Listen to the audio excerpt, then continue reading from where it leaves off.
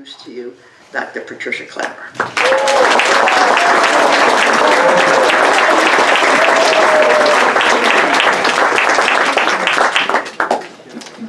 Hi, everyone. Hello. I am so happy to be here. We'll turn on your tonight. mic. Oops.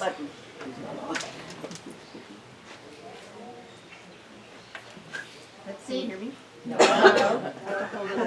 Testing. How about now? She's And is that a good spot? Yeah, It's a little loud. Pull it out. we're all experts. How's that? Yeah, good. All right. Okay. Hi, everyone. So I'm really happy to be here, and I'm usually there. So it feels a little weird and, you know, kind of jittery to be up here. So just kind of, you know, bear with Farther me. away from your mouth, you're getting a lot of air. There you go. Yeah. How's that? We all know. Better. Okay. How's that? Better? Perfect. All right. All right. So first of all, I want to talk to you about your attention itself. And so I want to start out with saying thank you very much for coming and giving me your attention today. I really appreciate it. And it's something that having that gratitude for attention and for each other's attention is kind of the first thing I just want to remind us all, that our attention is precious. And when we share it with one another, that's a precious thing, right? So anyway, thank you. Now I want to talk about it in the context of the attention economy.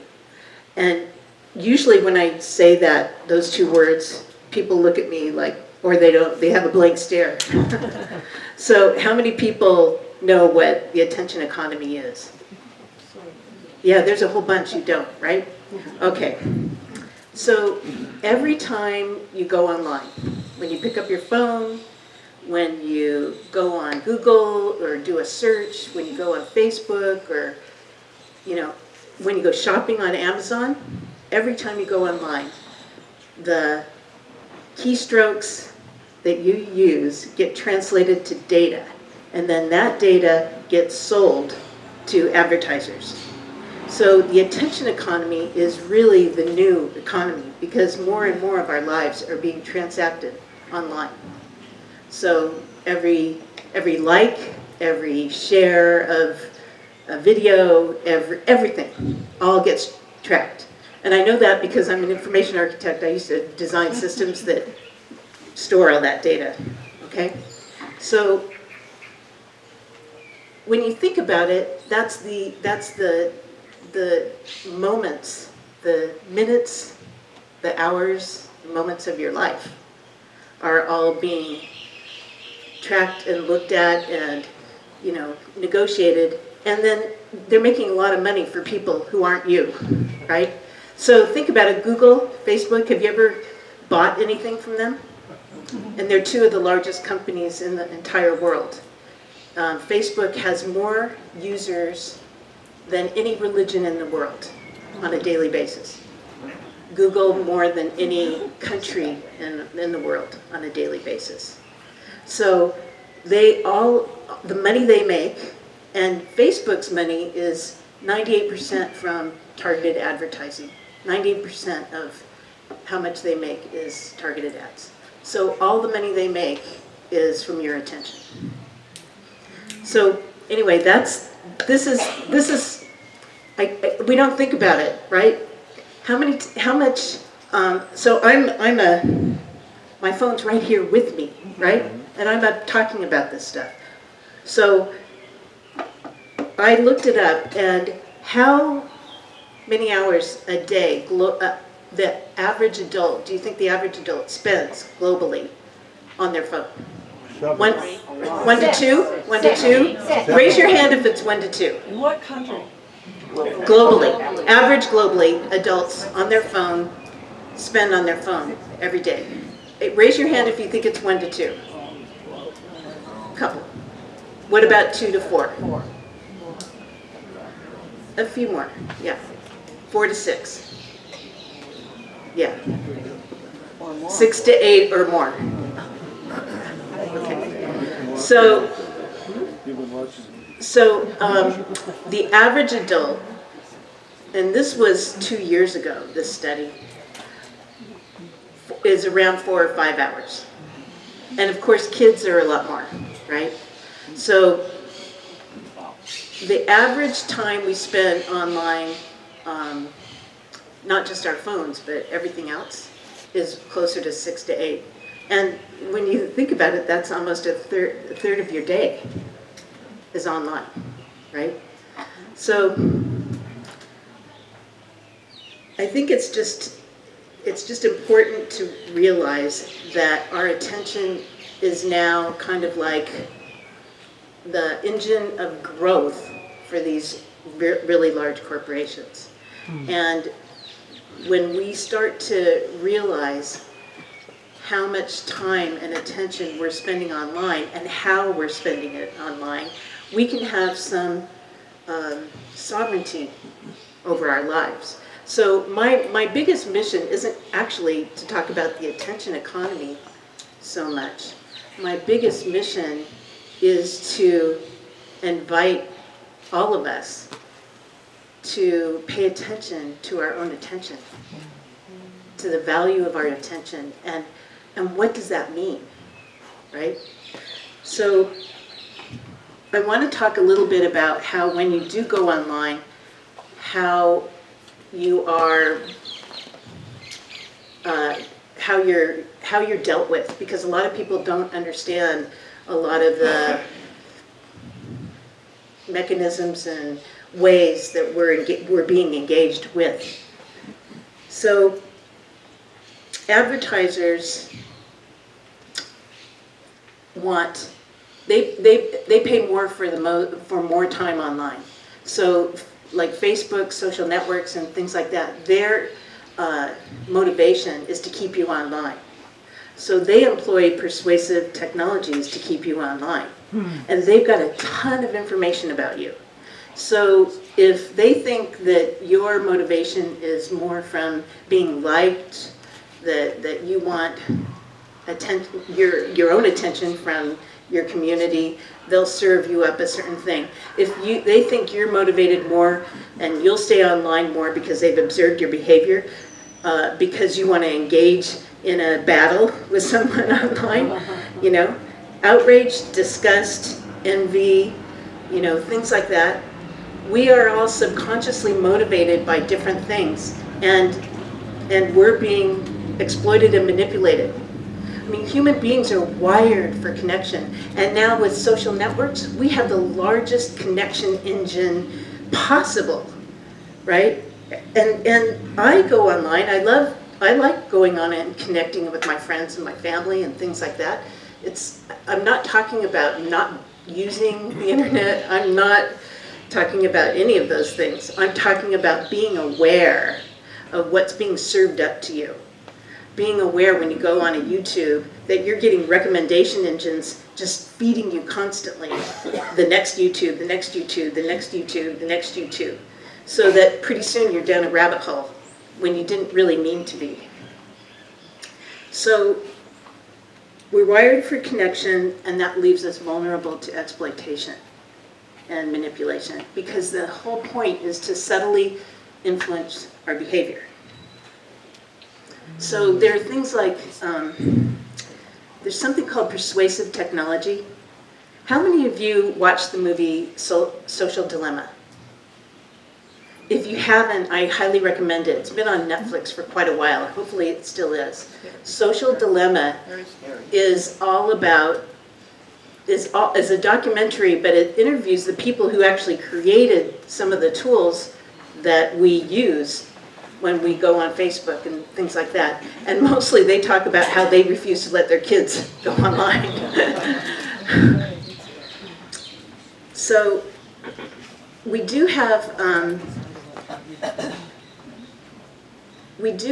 an opportunity for informed choice, and that's what I advocate for when we go online, is to have more transparency, more awareness have more of a dialogue and have people to have more sovereignty over their own data and their own interactions. Okay, I want to just read this quote. Herbert Simon first introduced the concept of attention economy in a paper in 1971. A wealth of information creates a poverty of attention. And then back in 1996, Hazel Henderson, a futurist, said, it would be useful if economics, which studies scarce means applied to infinite wants, switched its focus from money to studying the ultimate scarcity for humanity, their time and attention. So I want to talk about the 4 C's, and we just talked about the first one, and that's currency. Your attention is currency. It's valuable to corporations, and so I'm suggesting that it should be valuable to us, right? And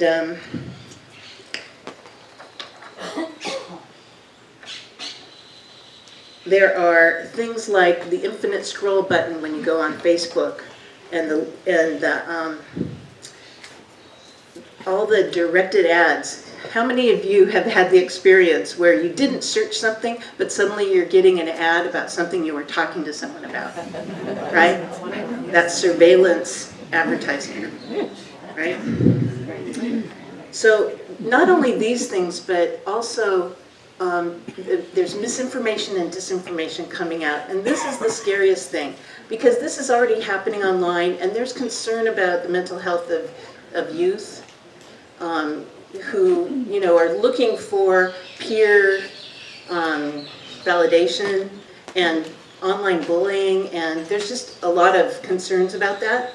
But now with the new technology that's coming out with AI, there's deep fakes. How many remember just a little while ago there was a deep fake with Joe Biden's audio voice in the New Hampshire primary? I think they were sending it out to people to tell them with his voice not to go to the polls and vote.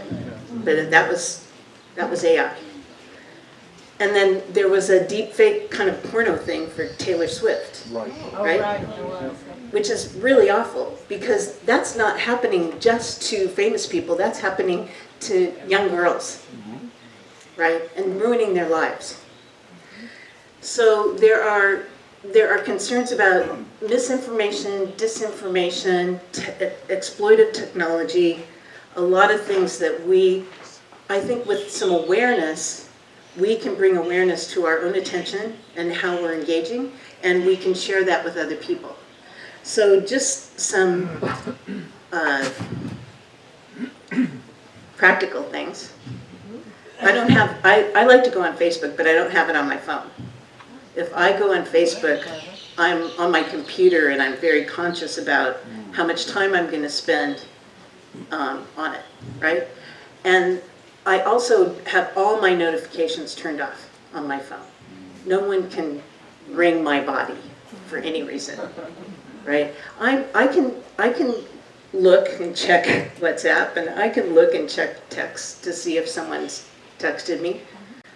It's really quite something to think about how we're being rung constantly by all these different things all over the place, right? So we don't have much sovereignty of our own individual attention or awareness, because people are just taking pieces and slices constantly. So I recommend turning notifications off, right? Just to give you a little bit of a sense of peace. So a little bit more about connection. We're wired for survival.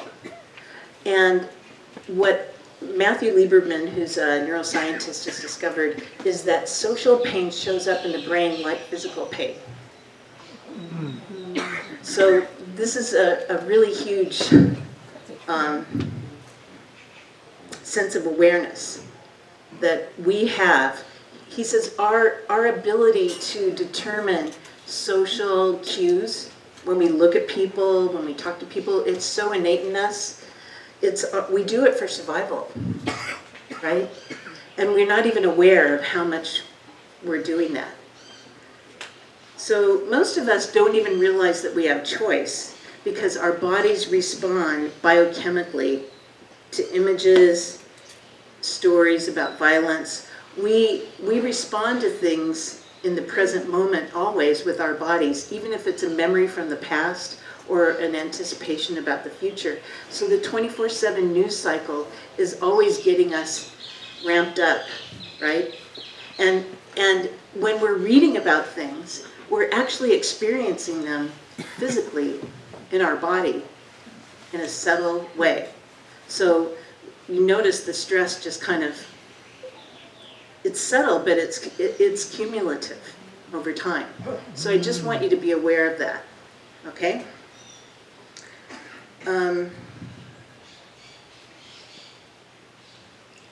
All right, so there's a few things, practical things I want to tell you about. I use the Brave browser. There's something called cookies. And every time you go online, it's a piece of code that knows who you are, where you're coming from, knows all sorts of things about you. So if you're going onto a particular website, it's legitimate for that website to have that information. It gives you a better experience when you're there, right? But there's something called third-party cookies.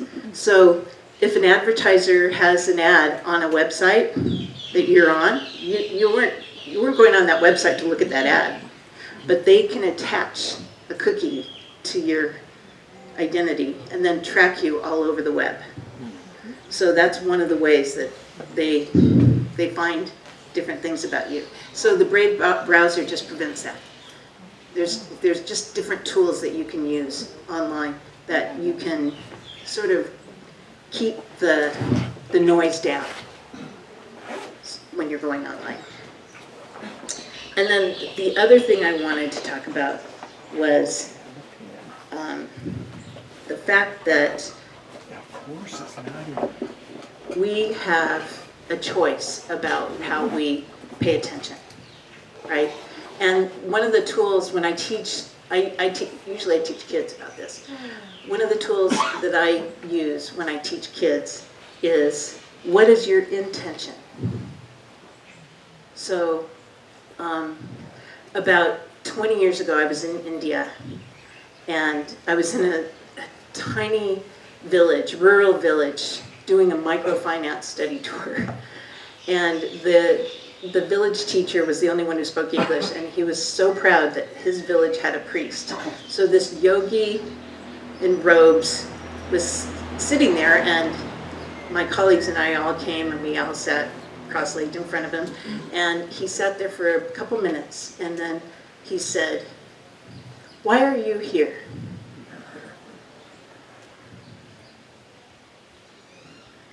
That question went right through my body, and it stopped me fully. Someone else started telling him about microfinance and yada, yada, yada, yada. You know. But why are you here? Why are you really here? And what do you want? Ever since that day, that question is almost like a little mantra that I use in my life. It's a living question. Because sometimes it can be, why are you here in this life? What's your purpose? Or why are you here in this moment? Or, what do I want out of this interaction or this relationship? So why am I here? Okay. I'm here because attention has been, I realized I've been focused on attention, on the quality of attention, since I was a teenager. And I care about it. And I recognize that because of my career and what I got involved in, that I'm seeing the whittling away of especially our youth, but all of us. And in some ways, we're more vulnerable because the Gen Zers are starting to go off social media or changing the ones they're using because they actually understand the harms that are going on. They're more savvy, they're digital natives. So they're very savvy about what's going on. More savvy than people in our generation necessarily are. So watching all of that, I just sort of going back to first principles. Our attention is the most valuable thing that we have. It's valuable to them, the corporations, but it's valuable to us. And it's so intimate. It's so intimate. So, enough about the attention economy. Actually, maybe not enough. Shout out if I haven't addressed something about the attention economy that you came and wanted to know about. Go ahead and shout it out. You talk about the algorithms. Okay, the algorithms. Well, there's machine learning is what happens is they take the data, which is all of our keystrokes, how long you spend on a page, how many pages you visit, all sorts of things about us. Facebook actually tracks us all over the web. They don't just take stuff from the Facebook site. They go out across the web. And they use that, and they have lots of other heuristics from something called persuasion technology. They understand how to persuade people unconsciously, and it's called machine learning. So they're constantly learning, putting that data through an algorithm that will, with certain rules, that will constantly decide what to put in your feed, or what's the next video, or what advertising would appeal to you, things like that. So that's AI as it is and has been for a while, but now with generative AI, it's actually much more powerful. The new AI tools are even more powerful than those algorithms that have been used for a while. I've been wanting to disconnect from Facebook, but I have so many connections on it that I don't want to lose. Do you think using a separate device for Facebook only would help with removing myself from a lot of these? Well, I use Facebook when I'm on my computer instead of on my phone, because the phone is just sort of always here. But I have to go sit down and then I ask myself, what do I want to do when I go onto Facebook? And how much time do I want to spend? Right? And maybe even put a timer. I mean, you've got friends that you would never have connected with if it wasn't for Facebook. There's a lot of really good things about the online world. I'm not judging it. I'm just saying be aware of it. And just recognize that you need to be respectful of your own attention. We're going to have more questions. I just want to make sure that there's something, if there's not a topic about the attention economy I haven't addressed yet. Well, you said something about surveillance, but could you say how that works? Because that is really creepy when you haven't done anything online and you were talking to somebody and then it starts coming up. Well, think about it. Your phone is listening for Siri, right? So it's always hearing everything you're saying because it's waiting for you to say Siri, right? So I turn Siri on my phone. How about Alexa? Same thing. Same thing. Right? I'm interested in your perspective of what regulation would be appropriate for these kinds of problems. I'll address that at the end, okay? And if I don't, remind me, okay? You mentioned misinformation, disinformation. Are you going to address that later? I'll I'm concerned I'll about do my best. Climate change. Yeah, I'll do my best. Well, climate change is interesting because what people don't realize is the whole online world and how we use the online world is actually one of the biggest impacts on climate change. There was a music video back in 2017 or 18 called Despacito, which is beautiful. I love that song. It was downloaded and shared, and the advertising that went along with it so broadly across the internet that it used more electricity than 5 African nations in 1 year. So videos and photos, the way we're using videos and photos. And of course that's the youth really are into TikTok and YouTube and stuff like that. Facebook is old hand, they don't even go to Facebook anymore. So that's that. I just don't get a question. What about the storage of all this information? I've heard rumors that there's areas under the ground that hold the storage. Is that true? Let's talk about that at the end. However, technology is affecting or replacing the human touch. We're going to go there next. Excuse my ignorance. Someone hasn't come up with a blocking mechanism, information blocking mechanism. Okay, we'll talk about that at the end.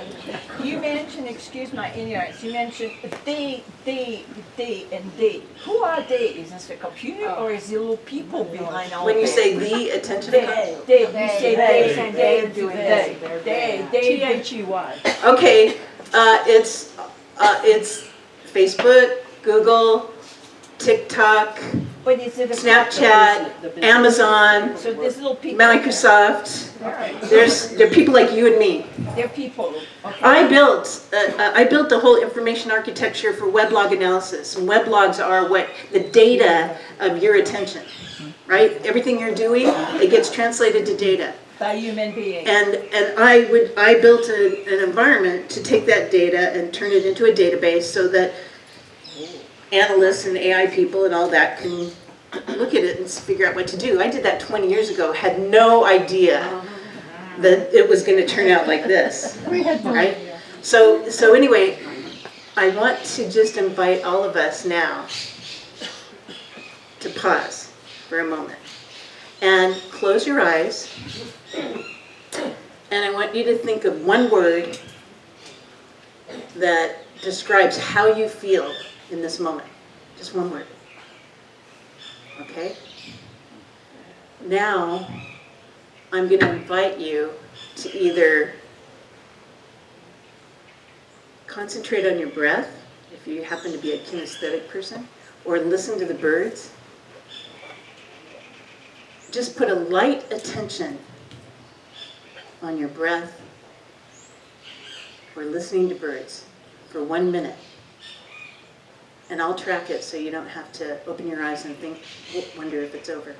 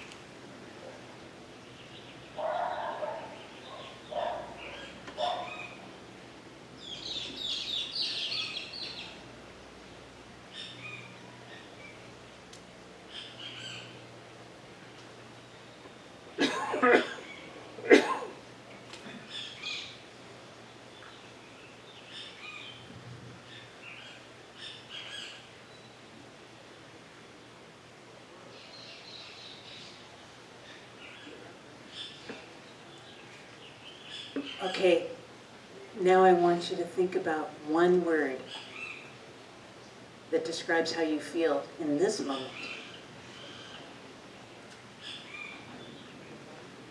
And then slowly open your eyes.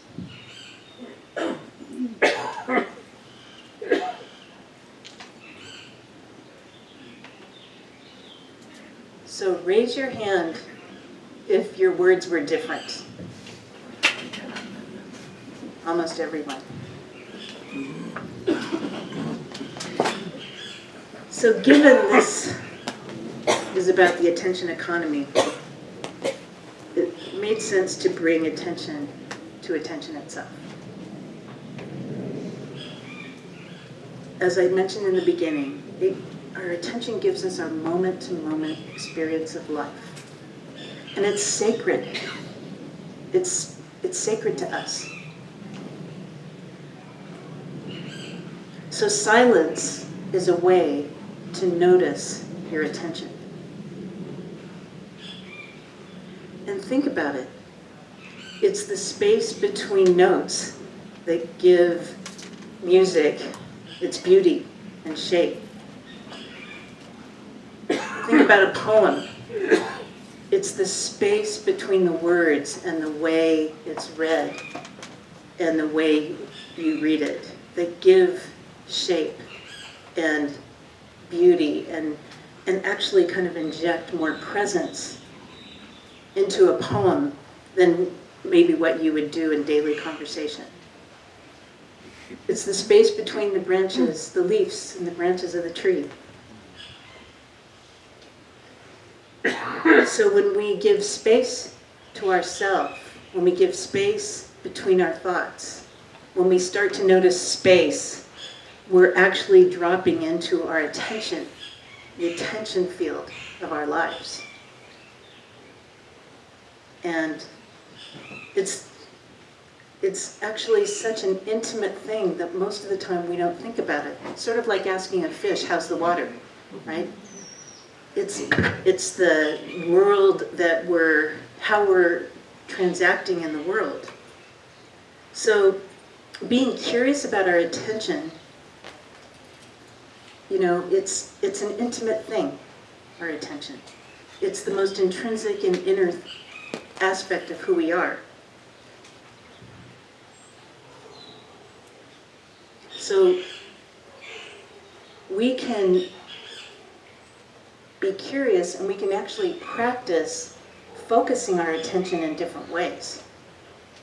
So I was lucky that when I was young, I had a spiritual teacher who taught me how to meditate and taught me different types of practices, how to meditate. And so some of those practices are very concentration, single-pointed, eye open, look at a candle flame, develops concentration. And that's a really good practice. Another practice is opening your awareness all the way and allowing yourself to just be aware of everything in your peripheral space, not focusing on anything in particular, and allowing whatever shows up in your thoughts to arise, not following it, and let them go. And that is actually a very, very good practice to do, to start to notice what are the thoughts that are rising in our attention on a regular basis that we're not actually kind of aware of, that might be giving us our reality. The other day I had a fear thought come up that was completely, it had no bearing on anything going on in my life, but it was just this fear thought about, God, I can't even remember what it was. I lost it again. Just like that. No fear. Right? So it's really skillful to just become aware of your attention. And that's what many mindfulness exercises point to. And there's lots of tools out there now to develop that. So I encourage you to develop that. When you focus on your breath, you presence yourself in your body, and then you presence yourself in the moment. And that's the only place where we ever really are. When our mind goes off to the past or the future, our body is still experiencing whatever we're thinking about in the moment. So let's honor ourselves and bring our attention to our bodies and to this moment. Birdsong, we're so lucky here. There's been study about birdsong and how positive that is on the human cognition and all different aspects of the brain. So I touched on it earlier, and I can't say this enough. Intention and attention and the relationship between the two. If you don't go away with anything else, that's the one I want you to think about. Ask yourself those living questions.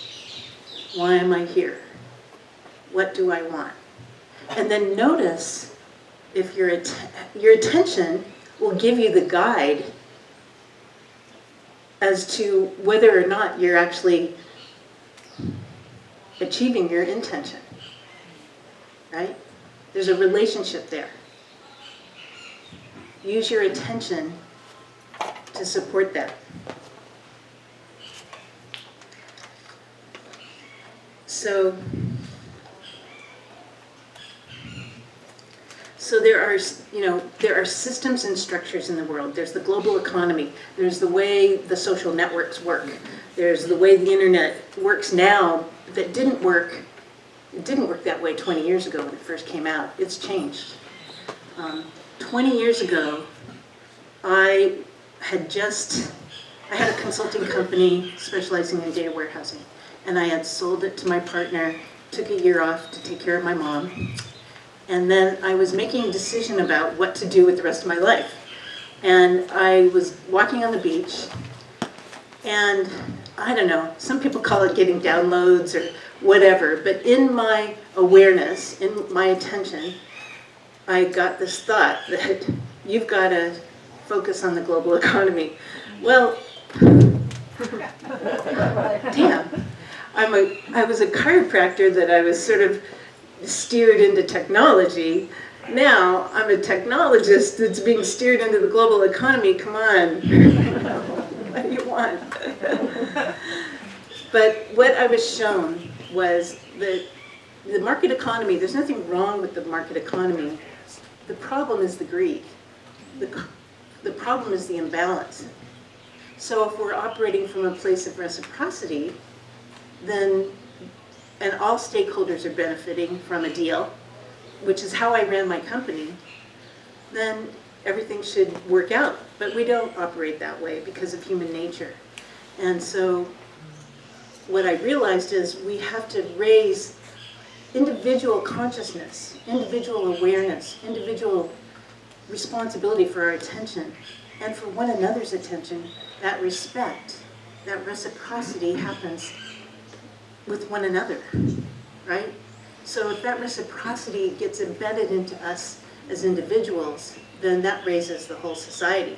But I would like to change the growth metric that we use in our economy to a reciprocity metric. What if we could measure every deal and all these things for how it's serving individuals and the environment and all the stakeholders, right? It shouldn't be that hard to do, right?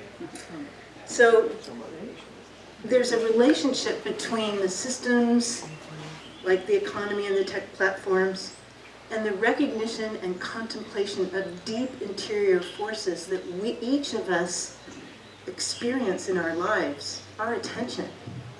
There's that relationship that we have control over. We have control over that. And then how we make sense and understand how to navigate our shared world, that's society. So systems, our soul, and society. There's this beautiful dance. And I just want to invite all of you to contemplate how that's relevant to you, and to your lives, and to your family, and to your relationship with yourself. I love this quote. We don't have a choice to change ourselves before we change the world, or vice versa. The relationship is reciprocal, and it's always all happening at once. So I know many people have a mission in the world or an inner purpose, or maybe your mission is to be kind, and that's a great mission to have.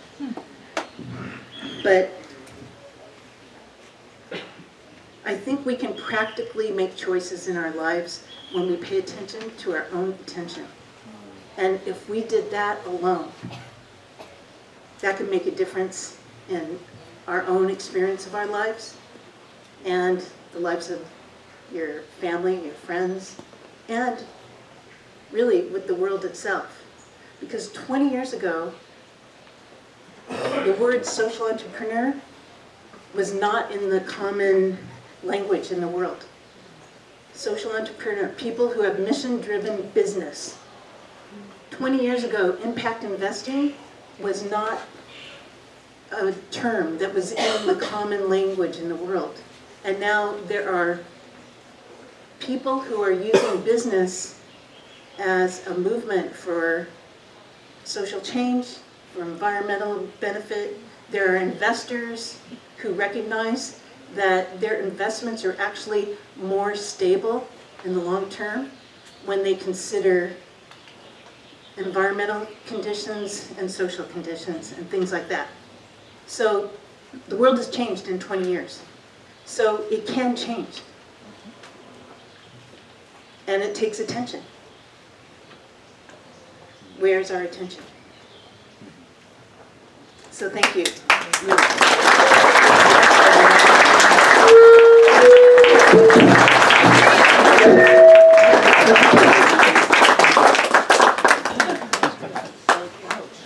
I'm just going, thank you. I'm going to bring the mic around, wait for the mic, okay? And then stand up and ask the question.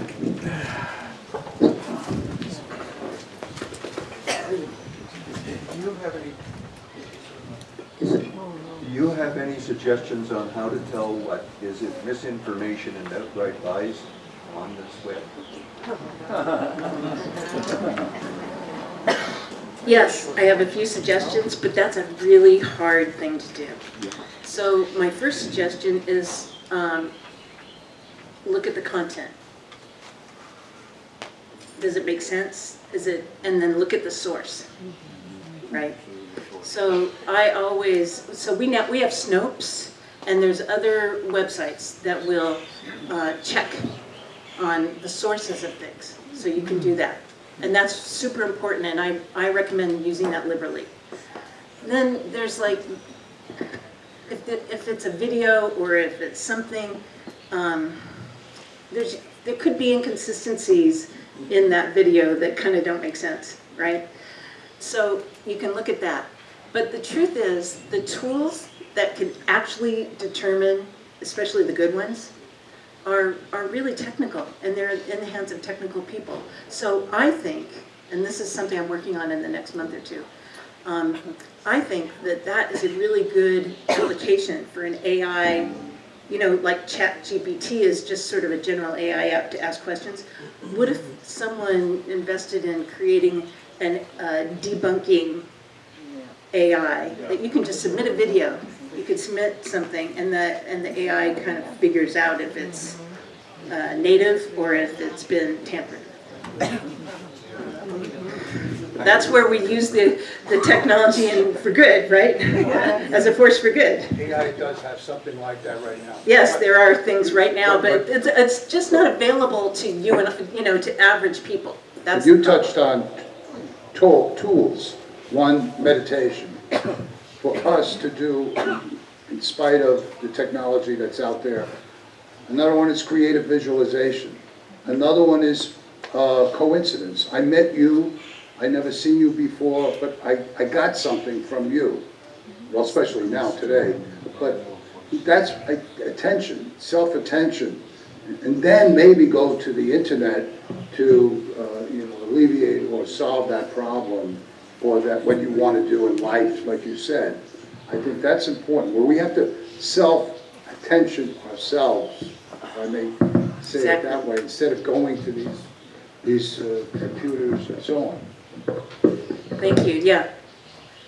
Our attention is our most valuable, maybe the most powerful thing that we have, the only thing we have control over. Actually, it's the only thing we have control over is our own attention. Hey there. Hi. I worked in advertising for 40 years, and I don't think that most people understand that Facebook, Google, Amazon, all the people that are tracking us, they understand already, they've known for years that clicking on things that make outrage, divisive issues, getting people all riled up, that holds people online much longer than anything else. Yep. And that sharing of that outrage to your Facebook friends and stuff makes things go viral. And then if people's feed is only getting that kind of stuff, that's all they see. And so they're not seeing necessarily the disinformation in it, they're not necessarily seeing the motivation behind why they're getting this in their feed. So, and then once that goes viral, it's very hard to correct it because it gets disseminated much more widely than the truth.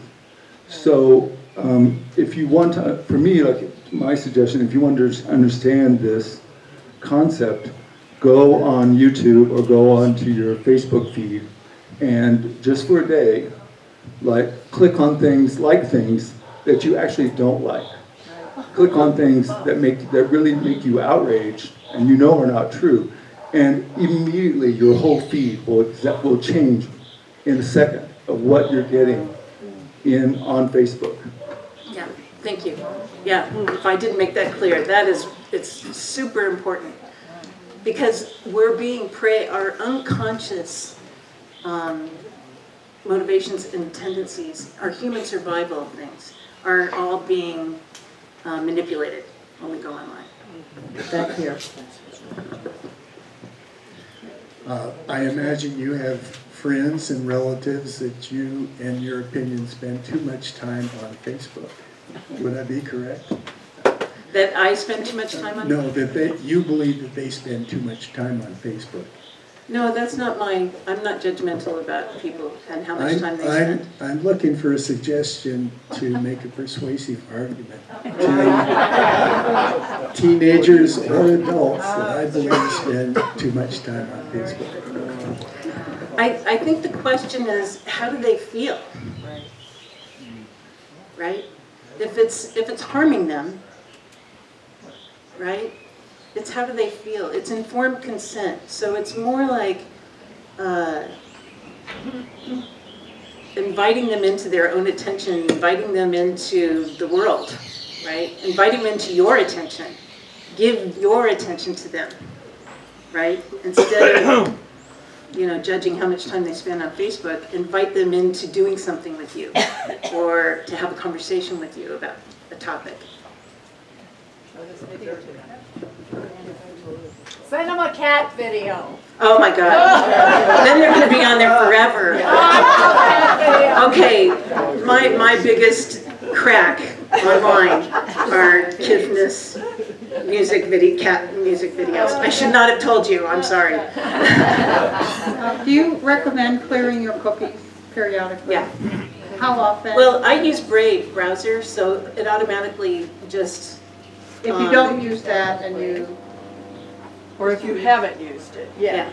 what about the cookies that are Yeah, already I mean, there? the thing is, when you clear your cookies, then when you go back into a website that that you go to often, it's not going to recognize you. And if that's an experience, you don't want that experience, then that's a problem, right? So be ready with your passwords and be ready to give your information on a regular basis. Over here. There's convenience, and there's connection, and there's, Hi, ad blockers effective? Very. They are. Yes, very. So again, Brave browser will block a lot of the ads. My online experience, because I use Brave, is so much better. And I use Brave Search too. And Brave Search has a feature, you can search anonymously, but it has a feature that if they don't have a good answer for you, they will anonymously search Google for you. That's great. Oh, that's great. Yeah. That's Yeah. perfect. Yeah.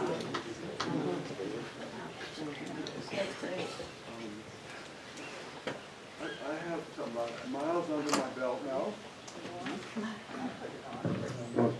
I have some miles under my belt now, and I am finding that actually the thing that works the best for me is not it's internet. Yes.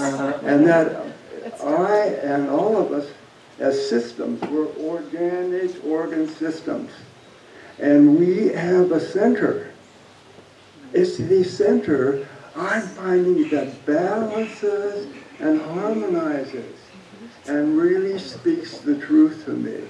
It takes me to my center, and the truth, the untruth is not available there. The truth is always available there.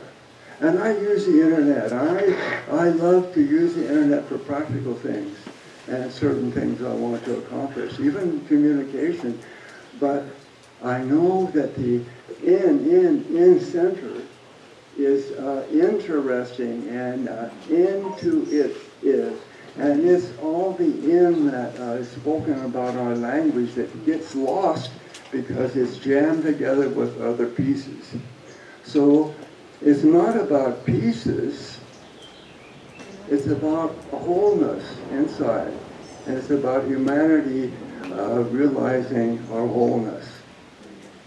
Thank you. So what I would say is that we all share, and we all have our own unique expression and our own unique experience of life and of ourselves. And we all share, we're all interconnected as well. And the bridge between what this gentleman was describing, that centered experience, and how we engage with other people in the world, is our attention. And that's it.